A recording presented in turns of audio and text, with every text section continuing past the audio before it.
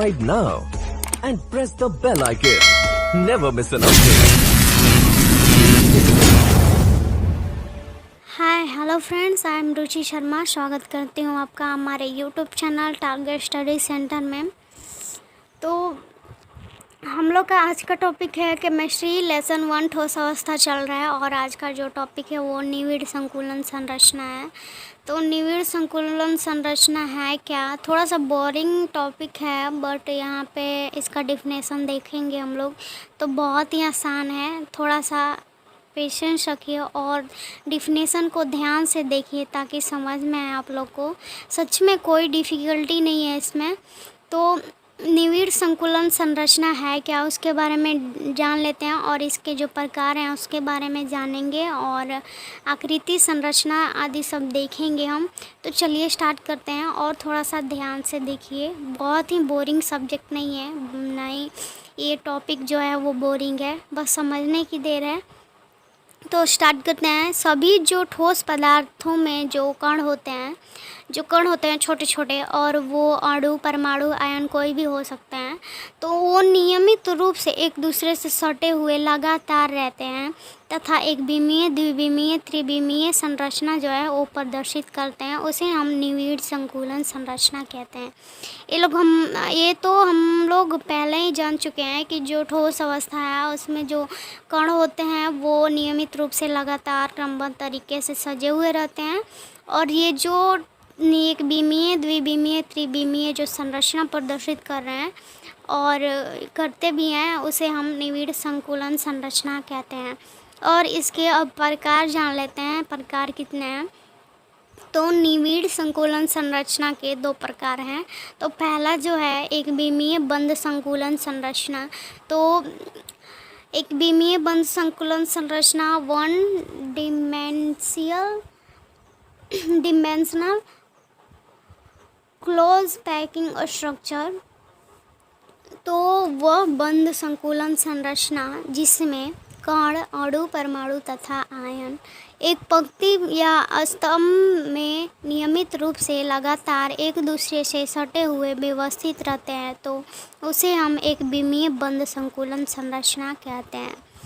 इसमें जो है वो है पंक्ति हो या स्तंभ, और इसमें एकदम एक पंक्ति में होता है क्रमबद्ध तरीके से, एक पंक्ति में होता है या एक स्तंभ में होता है, तो इसे हम एक विमीय बंद संकुलन संरचना कहते हैं। क्योंकि यहाँ पे जो भी यहाँ पे है कण, इसका जो केंद्र होगा एक लाइन पे होगा, इसका भी होगा तो एक लाइन पे होगा। तो यहाँ पे हम लोग समझ सकते हैं कि ये हो गया एक विमीय बंद संकुलन संरचना, चाहे वो पंक्ति हो चाहे स्तंभ हो, एक ही लाइन में है, एक पंक्ति में है, एक स्तंभ में है, एक विमीय बंद संकुलन संरचना कहलाता है। तो इसकी आकृति से समझ गए। अब है दूसरा जो है द्विविमीय बंद संकुलन संरचना 2 डायमेंशियल क्लोज पैकिंग स्ट्रक्चर। तो वह बंद संकुलन संरचना जिसमें कण अणु परमाणु तथा आयन नियमित रूप से एक दूसरे के नज़दीक सटे हुए लगातार पंक्ति तथा स्तंभ में दोनों में व्यवस्थित रहते हैं, तो उसे हम एक द्विविमीय बंद संकुलन संरचना कहते हैं।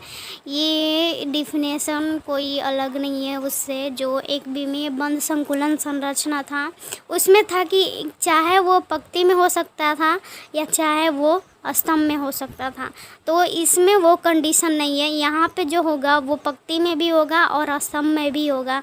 जैसे वहाँ पे था पंक्ति में ऐसे, और यहाँ पे जो है वो फिर से ऐसे स्तंभ में भी बढ़ते जाएगा, और यहाँ पे जो पंक्ति भी कंप्लीट होगा और स्तंभ भी कंप्लीट होते जाएगा और लगातार एक दूसरे के नज़दीक सटे हुए रहेंगे जो कण है वो। तो इसकी संरचना ऐसी होगी और इसकी जो संरचना ऐसी बन रही है तो इसमें भी 2 भाग हो जाते हैं, 2 प्रकार आ जाते हैं द्विविमीय बंद संकुलन संरचना के। तो चलिए टाइप पढ़ लेते हैं इसका कितने प्रकार हैं। तो पहला जो प्रकार है वो है वर्गाकार द्विविमीय संकुलन संरचना। तो इसकी जो इंग्लिश है वो यहाँ पे लिखी गई है, देख लेंगे आप लोग। और चलिए आगे बढ़ते हैं, जल्द फास्ट थोड़ा कवर करना है बहुत सारा टॉपिक। तो वह बंद संकुलन संरचना जिसमें कण, अणु, परमाणु तथा आयन नियमित रूप से एक दूसरे से सटे हुए लगातार पंक्ति तथा स्तंभ दोनों में व्यवस्थित होते हैं तथा उसमें परमाणु अन्य 4 परमाणुओं से घिरा रहता है, तो उसे हम वर्गीय बंद संकुलन क्षमता कहते हैं उसे। और दूसरा डिफिनेशन देखें इसके बारे में और थोड़ा सा जान लें हम लोग, तो वर्गीय बंद संकुलन संरचना जो है, इस संरचना में एक परमाणु अन्य 4 परमाणुओं से तो घिरा है, और जिसके कारण इसकी जो उप संयोजक संख्या है वो है 4। और यहाँ पे जो परमाणु द्वारा घेरा गया स्थान है, जो स्थान घेर रहे हैं वो है 52.4% होता है।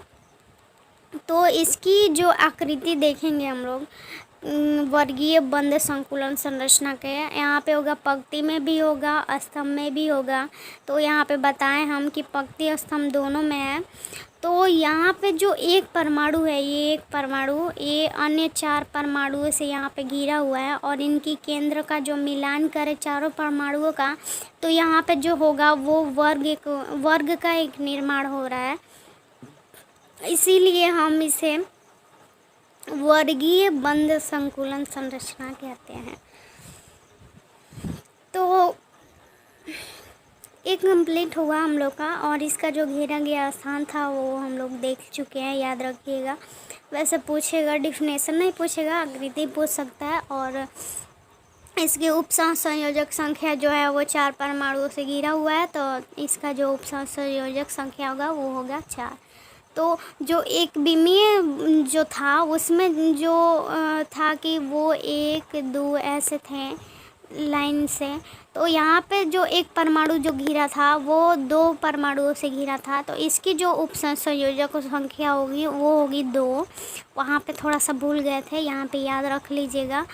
टॉपिक में जो मेन पॉइंट होता है उसको याद रखना बहुत ही ज़रूरी होता है। आप लोग याद रखिएगा कि एक विमीय बंद संकुलन संरचना में वहाँ पे जो उप संयोजक संख्या होगा वहाँ पे 2 होगा, और जो द्विविमीय बंद संकुलन संरचना का जो 2 भाग हैं, पहला तो है जो वर्गीय हम लोग पढ़े अभी, उसका जो बंद संकुलन संरचना होगा उसका 4 होगा।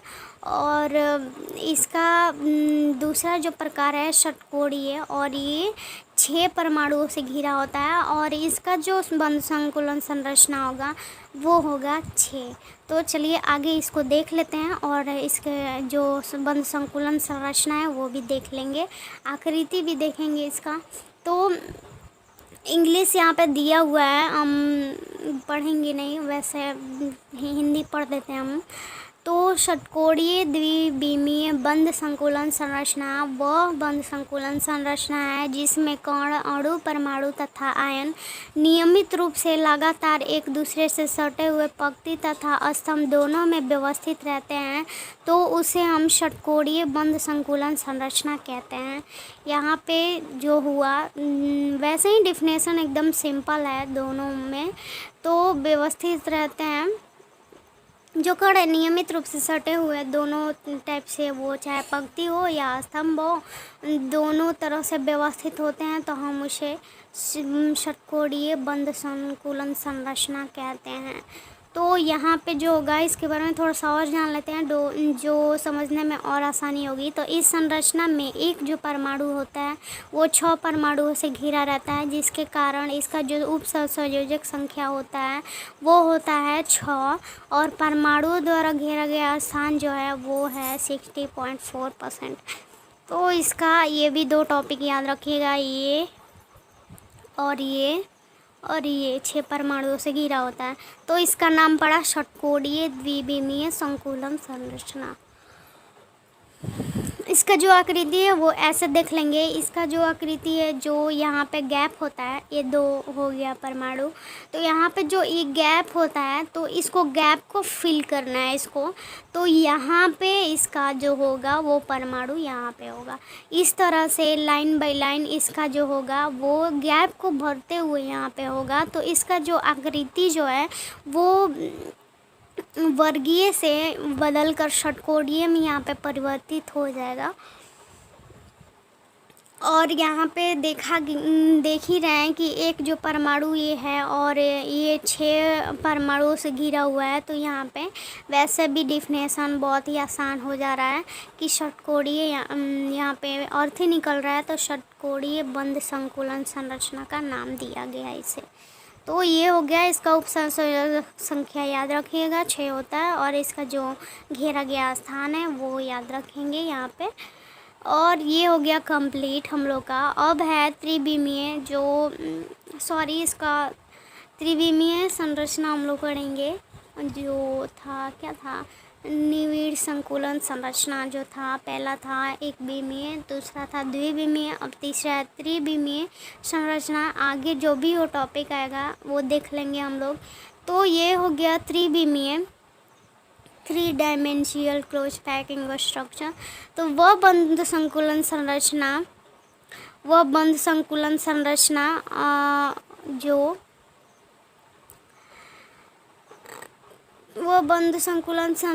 जो जिसके जो कण हैं, कण, अणु, परमाणु तथा आयन नियमित रूप से एक दूसरे के सटे हुए लगातार पंक्ति तथा स्तंभ में व्यवस्थित रहते हैं और त्रिविमीय संरचना प्रदर्शित करते हैं। तो इसे हम त्रिविमीय बंध संकुलन संरचना कहते हैं।